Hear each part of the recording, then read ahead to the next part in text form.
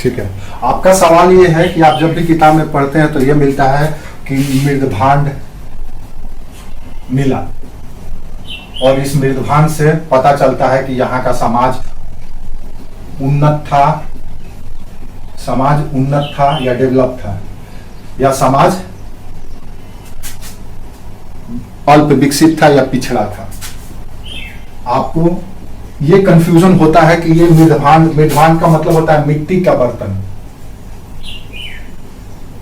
अब मिट्टी के बर्तन से आप कैसे पता कर सकते हैं कि समाज उन्नत है कि पिछड़ा है?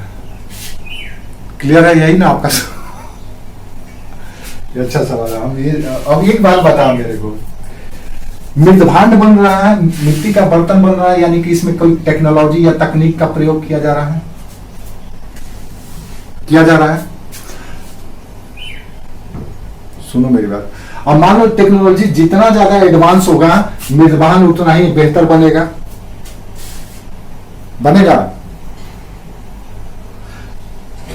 जितना अब कल्पना करो, कभी तुम सोची थी कि टेफ्लॉन का बर्तन हमको मिलेगा जिसमें ना तो तेल डालना पड़ेगा ना तो कुछ डालना पड़ेगा, बस सीधे चीज डालिए आपका रोस्ट हो जाएगा, फ्राई। हम ये बता रहे हैं, हम सिर्फ ये बता रहे हैं, उदाहरण बता रहे हैं।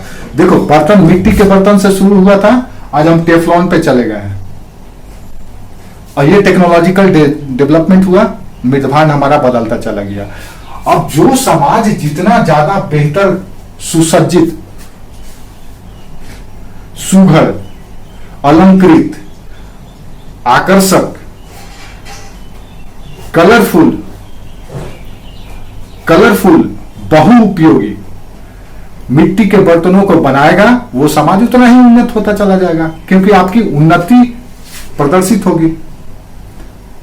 समाज उन्नत जब होगा तो बेहतर चीज लाएगा। समाज बेहतर चीज कब लाएगा? जब वो उन्नत होगा, और समाज उन्नत होगा तो तकनीक भी बेहतर होगा। और समाज उन्नत कब होता है? जब उसके पास अधिशेष होता है, सरप्लस होता है। तो जैसे जैसे आप सरप्लस आपके पास होगा, आपका कल्चर में इंटरेस्ट बढ़ता चला जाएगा, रिलीजन में इंटरेस्ट बढ़ता चला जाएगा, आपका जो हॉबी है, पैशन है, उसमें आपका झुकाव बढ़ता चला जाएगा, और इससे क्या होगा कि वो क्षेत्र विकसित होता चला जाएगा। तो मृदभांड से ये पता चलता है कि कहाँ मिट्टी का एक बेडौल बर्तन यूज किया जाता था आरंभ में, जब मानव हल्का फुल्का शुरुआत में जब सिविलाइज्ड हुआ था, और कालांतर में धीरे धीरे जितना सुव्यवस्थित होता चला गया, सुसंगठित होता चला गया, सभ्य होता चला गया, उसके मृदभांड भी आकर्षक होते चले गए, अलंकृत होते चले गए, खूबसूरत होते चले गए, बहुउपयोगी होते चले गए। आज की स्थिति में ऐसे समझ लो, आज हमारे पास एक मोबाइल है, एक मोबाइल के आने से हमें कई बहुउपयोग में हम इसको यूज करने लगे हैं।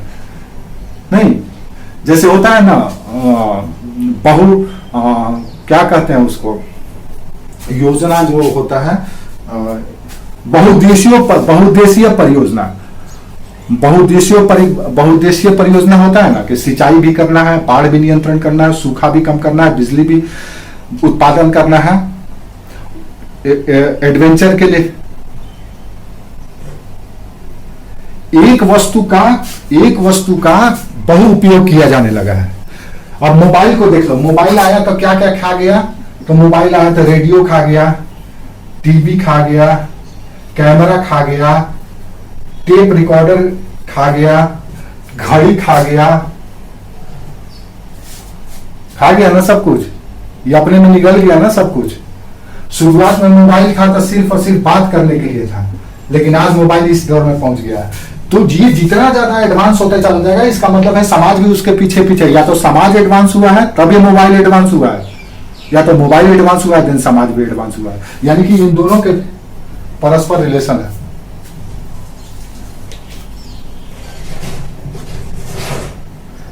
अब बर्तन कैसे संस्कृति को बता देता है, कैसे संस्कृति को बता देता है, आप ऐसे समझ लो। नहीं, ठीक है। आपके पास हम 3 उदाहरण दे रहे हैं कि बर्तन कैसे संस्कृति को रिप्रेजेंट करता है, पॉट कैसे संस्कृति को रिप्रेजेंट करता है। आपके पास 3 कल्चर है, इस्लामिक कल्चर है, हिंदू कल्चर है, और ईसाई कल्चर है। ठीक है, ये 3 कल्चर है सपोज। अब इस्लामिक कल्चर का बर्तन देखो, उनमें टोटी का उपयोग होगा, वो अलग करीने किस्म के होंगे, उसमें कढ़ाई हो।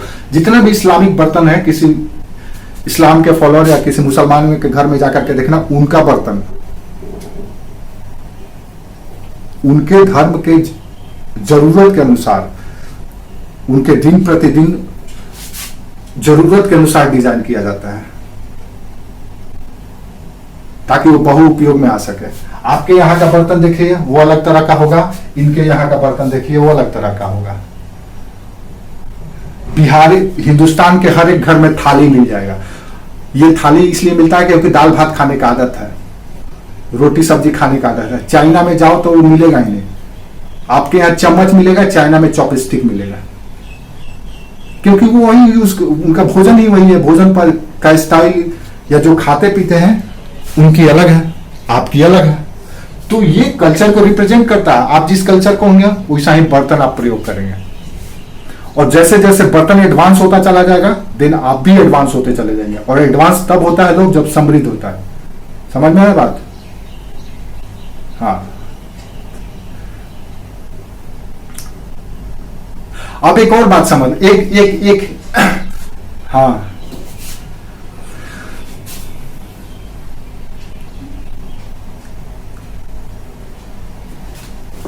एक और चीज, एक और व्यवहारिक जीवन में या दिन प्रतिदिन के लाइफ में देखना तुम, एक गरीब आदमी है, एक पुअर आदमी है, एक मध्यम वर्ग का आदमी है और एक अमीर आदमी। हाँ, ये 3 वर्ग का आदमी है, गरीब आदमी है, मध्यम वर्ग का आदमी, अमीर आदमी है। अब गरीब आदमी कैसा दिखेगा? दिखने में कैसा होगा? फूहड़ दिखेगा वो, जिधर तिधर से कटा पीटा दाग लगा हुआ है, दांत टूटा हुआ है, इधर का बाल कट करके गिरा हुआ है, इधर दाग है, पता नहीं, और फूहड़ दिखेगा कुल मिला। मध्यम वर्ग का आदमी थोड़ा सा औसत दिखेगा, न तो ज्यादा फूहड़ न तो ज्यादा सुंदर, यानी मध्यम वर्ग का है तो बीच में ही दिखेगा, जैसे हम लोग के क्लास का आदमी। न तो ज्यादा हम लोग बदसूरत दिखते हैं, न तो ज्यादा स्मार्ट दिखते हैं, मध्यम वर्ग के हैं। अब जो अमीर क्लास का, तो उसका परवरिश ही हुआ है इतने अच्छे क्लाइमेट में, इतने अच्छे माहौल में कि उसके चेहरे पे संतोष दिखता है, उसके चेहरे पे तेज दिखता है, नहीं वो भविष्य दृष्टा की तरह दिखता है। हम और आप 1 साल 2 साल के लिए सोचते हैं तो 100 साल आगे की सोचता है। उसमें देखिएगा तो एक अलग तरह का उसकी नजाकत होगी, नफासत होगी, अदा होगी, वो सब कुछ उसका एक अलग होगा। इसमें भी नजाकत होगा, इसमें भी नफासत होगा, इसमें भी होगा, लेकिन थोड़ा सा इसका टेस्ट अलग होगा। तो ये बर्तन, अब इसको आप बर्तन समझ लो, ये बर्तन गरीब होगा, किसी गरीब के घर में जाइए तो उसका बर्तन टूटा होगा, दबा होगा, फटा होगा, दाग लगा होगा, कालिक लगा। अब अगर हमको, हम मान लो ऐसे देख लो, अब अगर हमको श्वेता को आंकना है कि श्वेता की आर्थिक स्थिति, सामाजिक प्रतिष्ठा और उसका जो कैलिबर है, पोटेंशियल है, या उसका जो गुण है, उसको हमको आकलन करना है, तो हम क्या करेंगे? उसके वस्त्र देखेंगे, कॉस्ट्यूम देखेंगे, उसका जो ज्वेलरी है वो देखेंगे, उसकी भाषा देखेंगे, उसकी सहन क्षमता देखते हैं, उसमें सुचिता है, शालीनता है कि नहीं है, ये देखेंगे। तो ये सब कुछ के आधार पर फिर हम अनुमान लगाते हैं कि ये ऐसा व्यक्तित्व का होगा। बर्तन भी कुछ उसी तरह से है। समाज का सबसे, या मानव समाज का सबसे करीबी या दिन प्रतिदिन यूज होने वाला चीज क्या है? बर्तन ही है। हर दिन आपको यूज करना है, तो अगर वो बेहतर होगा, बिल्कुल बिल्कुल बिल्कुल, वही तो कह रहा हूं, बहु उपयोगी होना चाहिए, बहु उपयोगी। अब मान लो कोई, हाँ, तो बर्तन से नहीं, तो ये सब कॉन्सेप्ट है। अब जैसे देखो, अब जैसे आप ह्यूमन सिविलाइजेशन से देखेंगे, भारत में जो मानव सभ्यता की शुरुआत हुई, तो लिथिक पीरियड से लेकर के वैदिक पीरियड तक आते आते कई बर्तनों का प्रयोग किया गया। धूसर मृदभांड, काला लाल मृदभांड, पीला मृदभांड, गेरुआ वर्णी मृदभांड, अलग अलग क्षेत्र में अलग अलग। एक समय ऐसा आ गया सिंधु घाटी सभ्यता में कि पूरे भारत में जहां जहां सभ्यता का विस्तार था उन सभी जगहों पर बर्तनों में भी एक रूपता आ गई।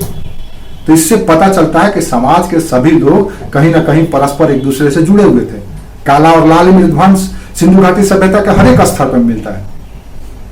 तो इससे पता चलता है कि समाज के सभी लोग परस्पर एक दूसरे से जुड़ते थे। बर्तन एक दूसरे के यहाँ लाया जाता था, बनाया जाता था, बेचा जाता था, पहुंचाया जाता था। तो यानी कि unification of society and unification of culture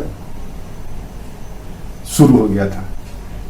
अब आज हमको कोई निकाल करके इतना छोटा मोबाइल ला करके अमेरिका से